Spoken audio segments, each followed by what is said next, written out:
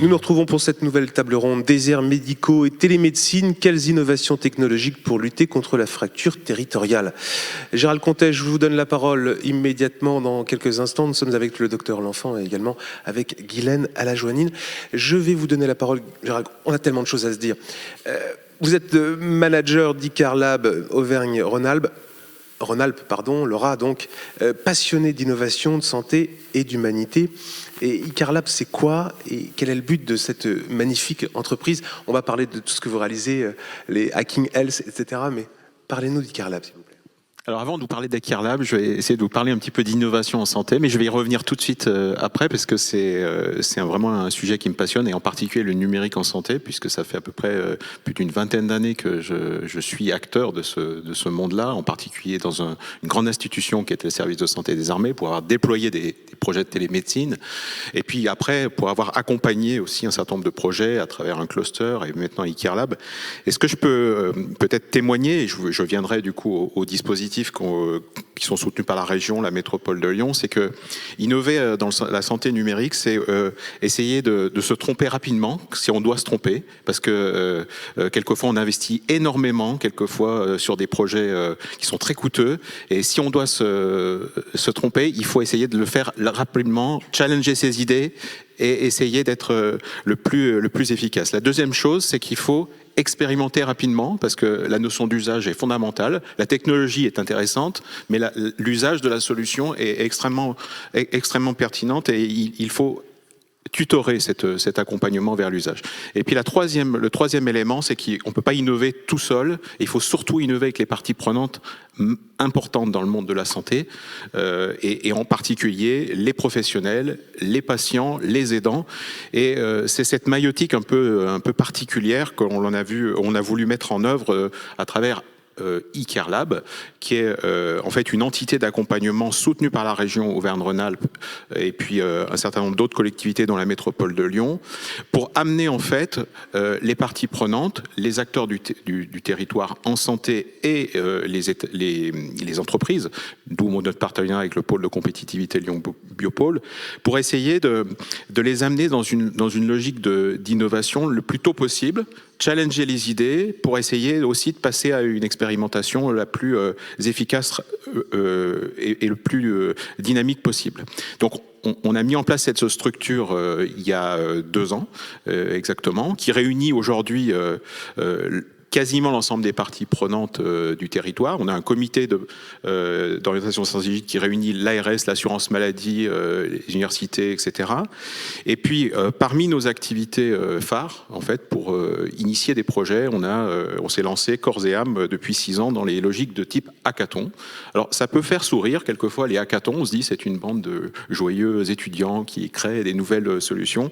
Eh bien, je pense que c'est une des clés pour pouvoir être en accord avec ce que je vous ai exprimé en introduction, c'est-à-dire cette capacité de se tromper rapidement, en lien avec les professionnels et en lien avec les acteurs qui peuvent concevoir les solutions, et surtout engager l'ensemble des parties prenantes, parce que les hackathons, c'est avant tout des sprints créatifs où on réunit des acteurs de différents horizons, des compétences différentes au sein d'équipes qui donnent après des projets. Nous, on a à peu près aujourd'hui une vingtaine de projets qui se sont transformés en start-up à l'issue de 6 années de sprint créatifs sur 48 heures.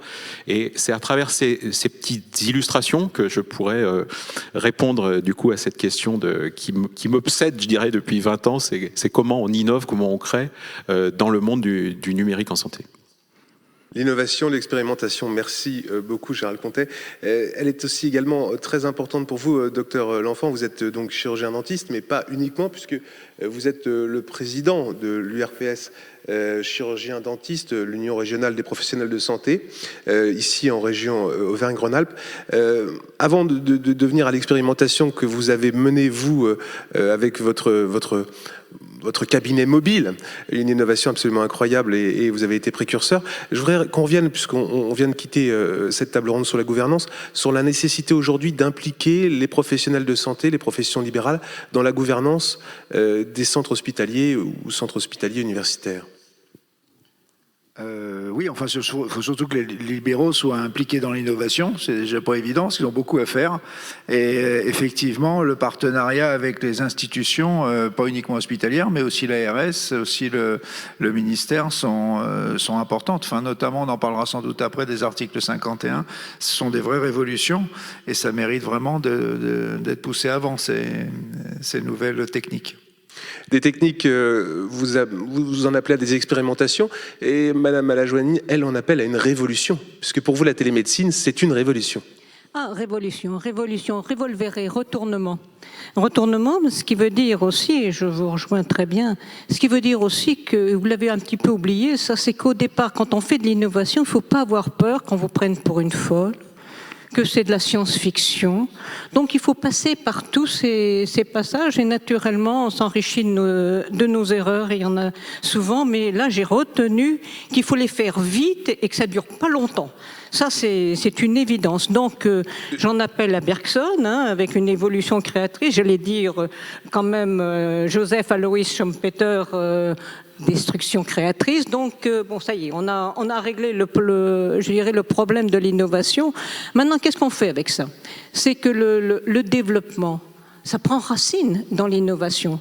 Et quand vous allez faire de la télémédecine, qui est en fait de faire voyager les datas, les données. Les données plutôt que les patients. Bravo, chef. Il est bon, il a étudié son dossier. Donc c'est un peu comme si d'un coup de baguette magique, on amenait un médecin au chevet du patient. Donc là... Rappelons que vous êtes présidente de l'Académie francophone de télémédecine et de e-santé. C'est là que vous connaissez le sujet. Avec l'âge, ça fait plus de 40 ans que je suis dans l'innovation, pour pas dire 50. Ma première entreprise était une entreprise d'innovation de camp blanchien synthétique. Je vous expliquerai ça une autre fois. Donc on tombe dedans. C'est où on a un esprit entrepreneurial, et ça vient tout seul. Et puis il y a des circonstances qui vous amènent à. Donc moi, c'est ce qui m'a amené à faire de la télémédecine satellitaire dans les années 90.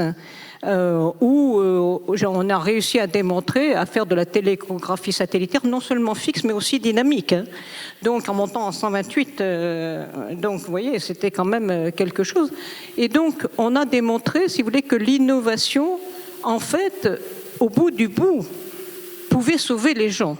Et donc, je crois que c'est ce qu'il faut retenir. Et surtout, ce qu'il faut retenir, c'est que l'innovation doit servir à la personne. Il faut centrer sur la personne. Il faut toujours partir de la personne. Et puis dans un esprit de convivence, j'ai écrit un livre là-dessus, qui est le partage des capacités de chacun au bénéfice de tous, dans une cohabitation harmonieuse, un intérêt commun, interculturel et intergénérationnel. Donc là, tout est dit et ça m'a fait vraiment plaisir. Tout à l'heure, j'ai écouté les différentes tables rondes et ils ont bien mis l'accent sur la convivence. On ne peut rien tout seul. On est toujours plus intelligent dans plusieurs têtes. Mais c'est long. On ne tire pas sur les fleurs pour les faire pousser. Il faut, quand on veut véritablement arriver à essayer très modestement, comme les colibris, à régler ce problème, par exemple, des déserts médicaux, il faut s'y mettre tous. C'est-à-dire aussi bien je dirais en partant de la personne, que les auxiliaires de vie autour de la personne, que les infirmières, que les médecins, que les hôpitaux, que les entreprises, que les collectivités locales. C'est tout un tout. Donc c'est ce qui est très difficile, c'est arriver à les mettre dans cette convivence pour que chacun amène son meilleur. Pour en revenir à l'état des lieux, avant d'en venir à la télémédecine et aux solutions que vous préconisez les uns et les autres, que ce soit la révolution de la télémédecine ou l'expérimentation, vous indiquiez en préparant cette table ronde que vous attendiez également, il y a une prise de conscience, ces déserts médicaux sont également des déserts socio-économiques et il faut agir avant tout sur ces leviers-là avant de... Absolument. J'ai fait partie de tous ces rapports à l'Assemblée nationale, au Sénat, sur les déserts médicaux, sur les aménagements du territoire. Quand vous voyez, par exemple, dans le rapport au Sénat Des sénateurs Longeau qui a été déposé le 28 janvier 2020. Vous allez sur la page 20 et qu'est-ce que vous voyez en haut de la page? Que le démographe qui est Hervé Lebras, un type extraordinaire, qu'est-ce qu'il dit? Il dit que les déserts médicaux, finalement, avec cette diagonale du vide, c'est exactement, si on met je dirais, la cartographie des gilets jaunes, c'est exactement la même. Donc, il faut partir je dirais, des problèmes socio-économiques. J'étais tout à fait émue tout à l'heure d'écouter ma voisine de l'Allier. Moi, je suis de la Creuse. Je dirais justement parler de ces problèmes. À l'heure actuelle, si on n'arrive pas à booster vraiment à faire une disruption. C'est vrai, c'est un buzzword. Hein. J'aime pas trop, en fait, disruption. Disrompere, ça veut dire briser en 1000 morceaux. Et il faut qu'il y ait une métamorphose pour qu'on arrive à ce que ces territoires sous-denses, qu'on amène aussi les entreprises. J'ai fait partie, moi, avec Borloo, on avait lancé les ZFU, les zones franches urbaines. Et ça, c'est à partir de 96, et en 2003, on a véritablement, il y en avait 44 en 96, on en a rajouté 41. Et ça faisait quoi? Je vais vous raconter très vite. On a pris, moi j'aime bien les mettre les mains dans le cambouis. Hein. Je vous ai dit, je suis de la Creuse, ma paille qui sort de mes sabots, vous voyez. Hein. Donc, j'ai pris Mantes-la-Jolie, il y avait vraiment des problèmes absolument épouvantables. On a ceinturé, enfin j'ai ceinturé de 3 mètres et comme je présidais les femmes entrepreneurs, j'ai dit à mes copines, hey, vous m'envoyez vos départements, vous m'envoyez vos filiales, etc. Donc, on a amené les entreprises et qu'est-ce que ça a fait? Les entreprises, ça a fait de l'emploi. Les emplois, ça fait des logements. Les logements, ça fait quoi? Ça fait des bailleurs sociaux, ça fait des crèches, ça fait des soignants, ça fait des commerces et on a rendu économie circulaire, on a rendu ces zones attractives. Donc il faut aller sur ces modèles-là. Des cercles vertueux, mais ça m'amène à parler des cercles vicieux, puisque on va parler ben oui, on va parler, oui, quelquefois on trouve la transition qu'on veut, docteur L'Enfant. On va parler de ce cercle vicieux de ces médecins qui dévissent ces zones de désertification. Souvent, c'est très compliqué d'en faire des zones intermédiaires et de recréer des lieux où les médecins ont envie de s'installer. Comment est-ce qu'on réalise? Alors oui, nous on a déjà dressé une cartographie pour essayer de voir. Alors on est loin de la diagonale du vide. La cartographie, elle touche quasiment toute la région. Donc, alors pour tout vous dire, il y a même des zones sous-dotées en pleine zone urbaine. On a du mal à quelquefois à faire soigner des enfants. Seine-Saint-Denis. L'Île-de-France est le plus grand désert médical. Voilà. Donc du coup, on a ce problème à régler. Alors on a expérimenté plusieurs choses, mais c'est vrai qu'il faut qu'on soit effectivement prudent avec ce facteur économique que vous venez de soulever. Pour une raison très simple, c'est que si vous envoyez des jeunes, notamment des CESP, des jeunes étudiants qui viennent de finir leurs études, s'installer dans ces zones-là, nous on a vu, ça déplaque très vite, quoi. Il leur faut pas trop 2-3 ans pour déplaquer. Donc il faut quand même qu'on ait un tissu économique qui soit un minimum solide dans les régions dans lesquelles on les envoie, ou alors qu'on expérimente de nouvelles techniques comme on expérimente nous, qui sont permises grâce à l'innovation, à l'informatique. Il y a pas mal de choses qui sont des solutions en mobilité. Justement, parlons de cette innovation que vous avez lancée grâce à ce fameux article 51. C'était dans les années 2000.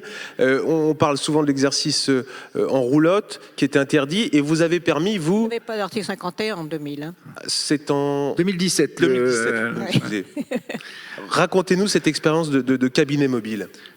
Eh ben, en fait, on a réuni, on a vu un petit peu tout ce qui marchait pas. Donc ça, on n'a pas été déçus. Et puis, on s'est dit, on va essayer de trouver quelque chose qui soit léger, fonctionnel, qui travaille en équipe, où on n'ait pas de problème d'immobilier et où on puisse être mobile. Donc, du coup, on a trouvé ces petits véhicules de moins de 3,5 tonnes qui sont devenus des vraies petites vitrines technologiques et qu'on met au service des praticiens locaux. Hein, c'est eux qui interviennent sur leurs patients avec des moyens qui sont extraordinaires, puisque non seulement il y a des moyens professionnels techniques, mais on l'oublie un peu souvent aussi, des moyens humains. Donc, et vous œuvrez, pour les EHPAD et pour les IME, il y a une véritable demande et un besoin. Effectivement, donc on a testé déjà le projet dans plusieurs EHPAD. Là, on a plus d'un millier de patients. Et c'est vraiment une révolution qui n'était absolument pas possible et impensable il y a encore 5 ans, puisque la technologie n'existait pas il y a 5 ans.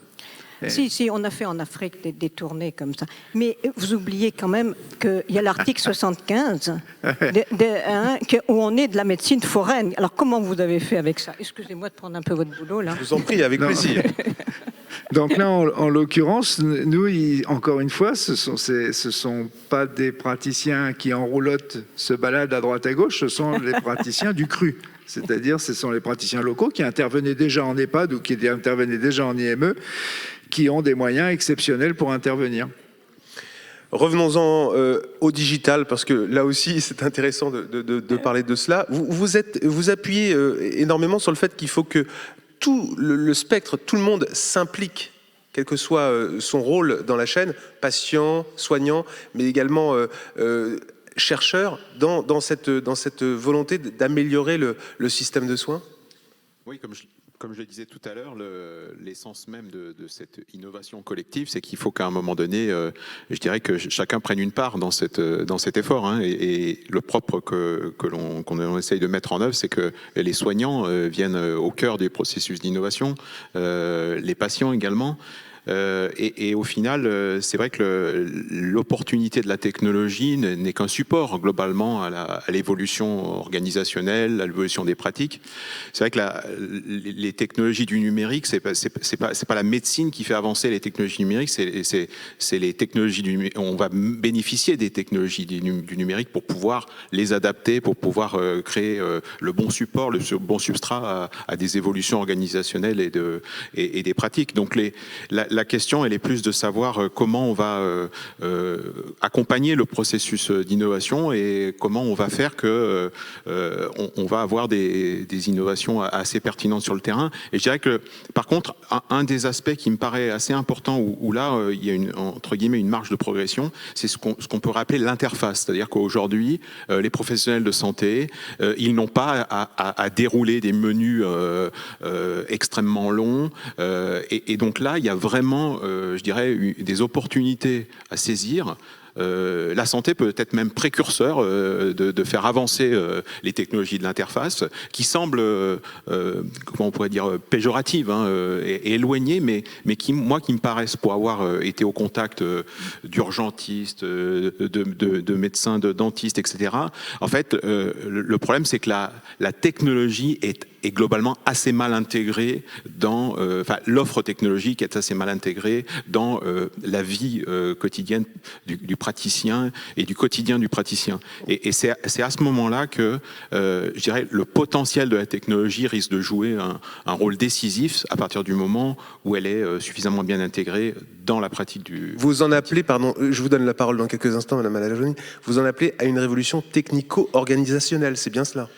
Oui, en fait, on peut pas faire les solutions de télémédecine, de e-santé, etc. Vous en avez pléthore aujourd'hui. L'idée aujourd'hui, c'est de trouver celle qui va correspondre d'une certaine façon à la volonté de faire évoluer les pratiques, la capacité des patients à les mobiliser, parce que c'est de plus en plus les patients qui les mobilisent. Il y a les professionnels, mais de plus en plus les patients, avec le domicile, la chronicité des pathologies, etc.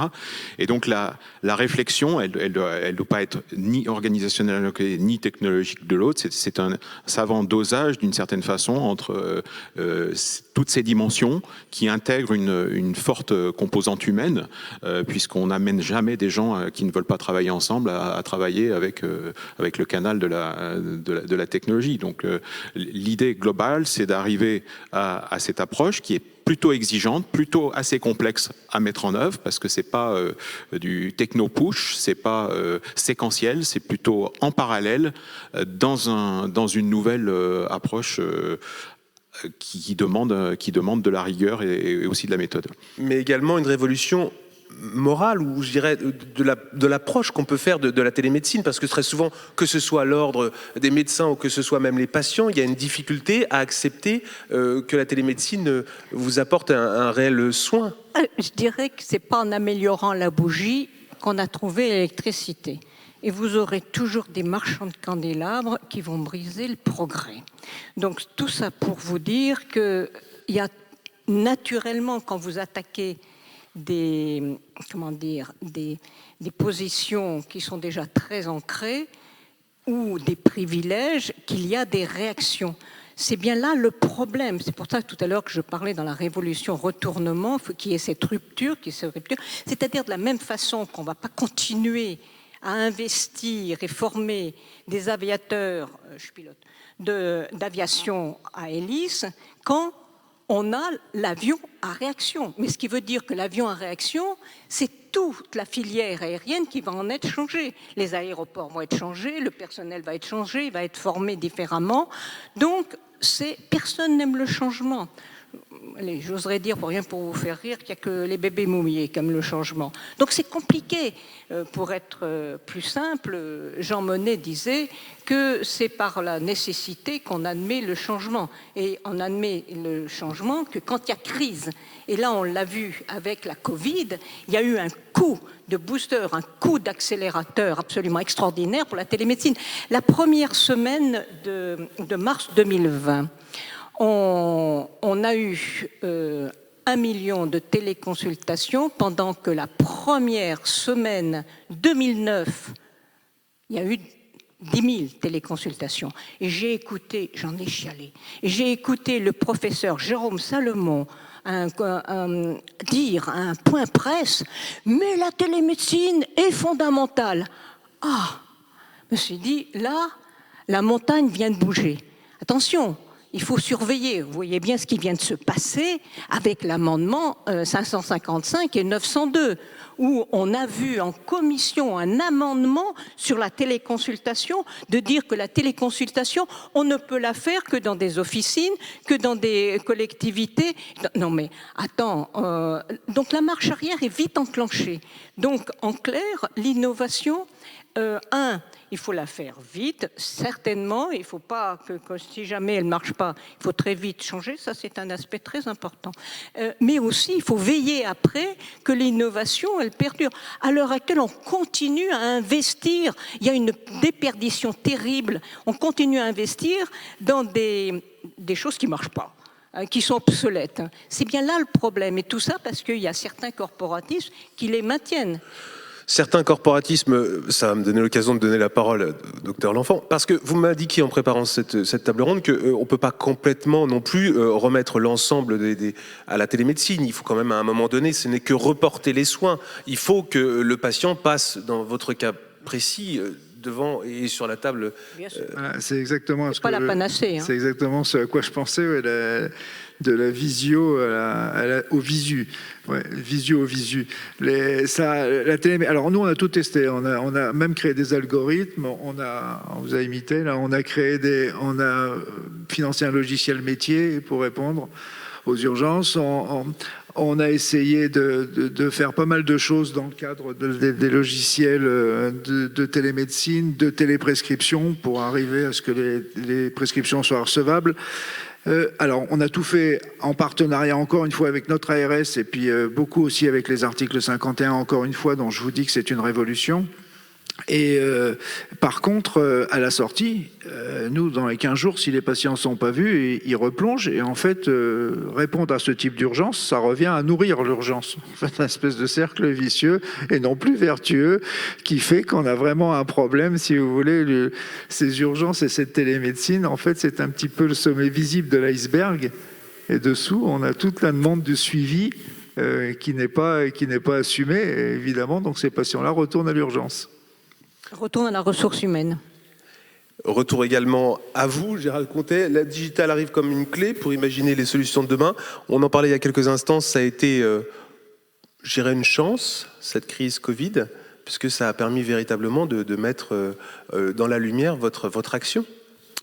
Tout à fait. On a pu aussi, comme je le disais en introduction, organiser plusieurs sprints créatifs. L'agilité, ça a été un peu le maître mot aussi des établissements de santé, enfin des professionnels de santé, trouver des solutions rapidement, peut-être pas très chères, hein, mais ingénieuses et rapides. Et puis c'est une façon d'ouvrir de nouveaux champs. Je pense essentiellement aussi au champ de la santé mentale, où on a énormément de projets qui ont été portés, hein, et ça me permet aussi de signaler que notre prochain hackathon aura lieu en 2023 au Centre Le Vignatier, donc un établissement de santé mentale, donc en novembre 2023. Et on est extrêmement intéressé pour aussi ouvrir de nouveaux champs, hein, sur d'autres thématiques. Il y a des thématiques qu'on connaît dans le cadre de la télésanté, de la télémédecine, mais il y a de nombreuses thématiques. Depuis ce matin, on parle de la prévention. C'est aussi un champ important sur lequel on s'appuie pour générer et susciter l'intérêt des projets en destination des professionnels et des patients. Un dernier mot pour vous, docteur, parce qu'on va vous retrouver dans quelques instants, Madame Alajoanine, dans une nouvelle table ronde. Docteur, est-ce qu'on peut espérer, puisque ça a été une révolution, que cet article 51, est-ce qu'on peut espérer qu'il y ait de nouvelles évolutions qui vous seraient utiles pour exercer votre métier de chirurgien dentiste? L'avantage de l'article 51, en fait, je ne sais pas si tout le monde connaît dans l'assistance, en fait, on propose une dérogation. Et on propose, avec cette dérogation, un exercice classique, on propose un financement. Et ça, c'est vraiment révolutionnaire. Et donc, pour les nouvelles technologies, ça ouvre des portes qui sont infinies. Hein, puisque nous, on a un véritable tsunami technologique actuellement auquel on fait face dans nos professions. Et c'est vrai que les perspectives sont sans fin grâce à l'article 51. Ouais. Une évolution de votre profession, une évolution aussi de la télémédecine. Merci beaucoup à vous trois d'avoir bien voulu participer à cette table ronde. À bientôt.